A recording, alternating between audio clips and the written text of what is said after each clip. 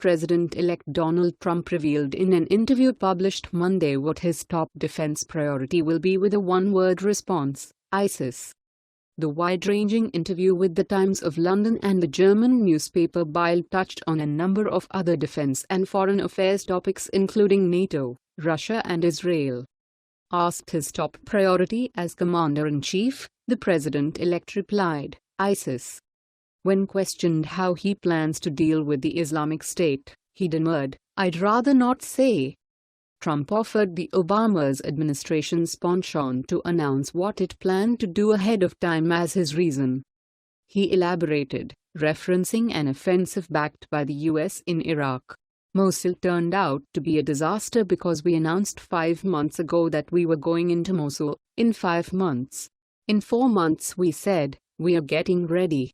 By the time we get in, it's been so much talk, and it's been very hard to take. You know that, right? President-elect said. During the presidential campaign, Trump also criticized the Obama administration for giving dates for the U.S. withdrawal from Iraq and Afghanistan, thereby letting the enemy plan accordingly. As to the original decision to invade Iraq in 2003, the soon-to-be commander-in-chief called it possibly the worst decision ever made in the history of our country. We've unleashed, it's like throwing rocks into a beehive. It's one of the great messes of all time.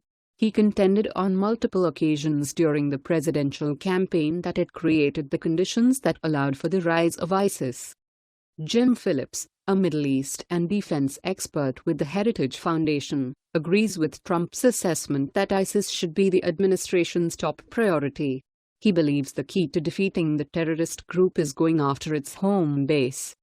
Destroying the control of ISIS over territory and people will undermine its ability to launch terrorist attacks in Western nations, including the US, Phillips told Western Journalism. In his Times interview, Trump repeated his contention made during the presidential campaign that the North Atlantic Treaty Organization is obsolete in its current configuration because of its failure to focus on the terrorist threat posed particularly by ISIS. Last March, in the wake of the Brussels terror attack, Trump said NATO needs to be geared more toward the terrorist threat and less toward the Soviet Union-era model. I'm not saying Russia is not a threat, he observed, but he noted it is a much smaller nation and no longer has its Eastern European satellite allied nations in its sphere.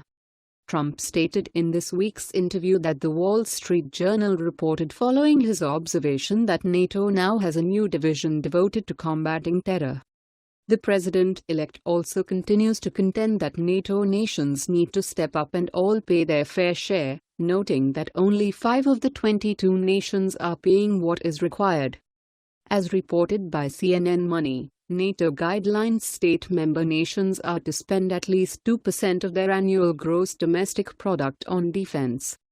The nations meeting that threshold include the US, which leads all member states with 3.61%, followed by Greece, the United Kingdom, Estonia, and Poland.